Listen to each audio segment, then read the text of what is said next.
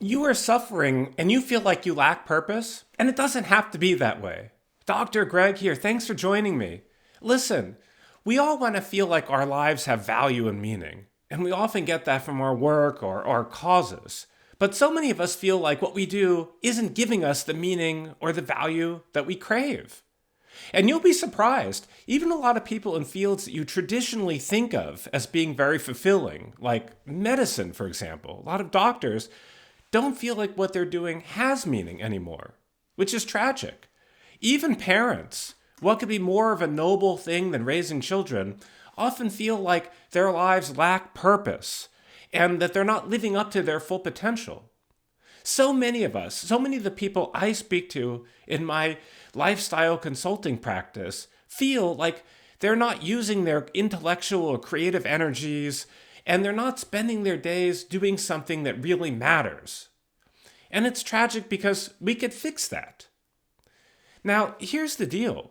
When we live our lives with purpose, when we're doing things that we enjoy and we're actually creating something that we consider valuable, when we're creating something that either helps others or helps us live to our full potential to build something, it gives meaning in our lives. It makes us feel better. And the research proves this. It turns out that when we're doing stuff that actually matters more to us, when we're doing stuff that makes a difference, we live longer, we're happier, we're healthier. Now, what are some of the things that are holding us back? What could be holding you back from living your full potential? Well, one of them is maybe you're working, and maybe you're doing a job that you like, but you're slowed down in this mire quicksand of excessive administrative burdens. A lot of doctors have this problem. In fact, I was just talking to a doctor the other day, and she was telling me that she loves taking care of her patients, she loves helping people out, but it's just such a slog to get anything done. One of her patients needed a test. She said that she spent half a day between phone calls and scheduling and arrangements to get a test for one of her patients. It shouldn't be this way. And what that does is it saps the lifeblood out of you. It makes you think, is this worth it? Is this how I should be spending my time? No, I mean, no one wants to do that.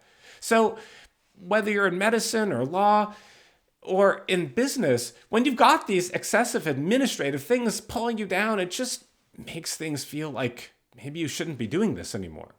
Another reason why people often feel like they're lacking purpose in what they do is they're not doing stuff they enjoy anymore.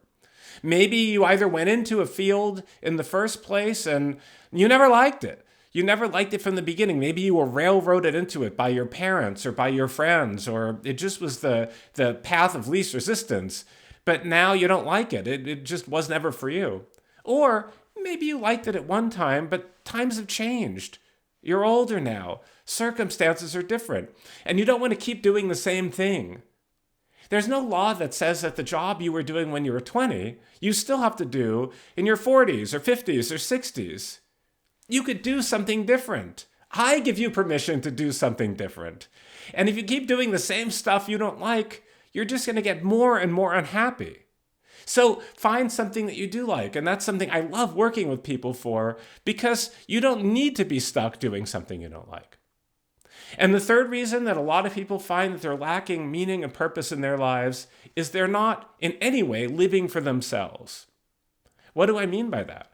Well, look at a parent, for example, who's staying at home with their kids, doesn't work, and spends all their time driving their kid to one activity or the next, or say doing some tasks at the house. Now listen, I'm a parent. I love my kids. I think it is really important that you spend time with your kids. I am not in any way challenging that. But that should not be the only thing you do. Your kid should not be the only thing in your life that means something to you. There needs to be more. You need to feel like you're getting up in the morning for something beyond just taking their kids to the next field trip or ballet recital. Because here's the thing. Your kids, maybe they're young now, maybe they're teenagers, they're not going to be living in your house forever. When they move out of your house, you don't want to have that empty nest syndrome where you feel like you are totally without direction. When your kids move out of your house, you want to still feel like you need to get up in the morning because there's stuff that you got to do. And you don't want to wait until your kids leave the house in order to figure this stuff out. You want to figure this stuff out now. So ultimately, what I'm saying is, even if you're very focused on your kids and you love your kids more than anything in the world, you still need to have time for you. And that could be coming up with hobbies, starting a club, building something creative, writing a book, getting a job that you enjoy, volunteering. There needs to be more than just taking care of your kids. So there you have it. We need to find purpose. We want to find value and meaning in our lives. There are lots of great ways to do it, and I'd be happy to go over this with you. It's called lifestyle design.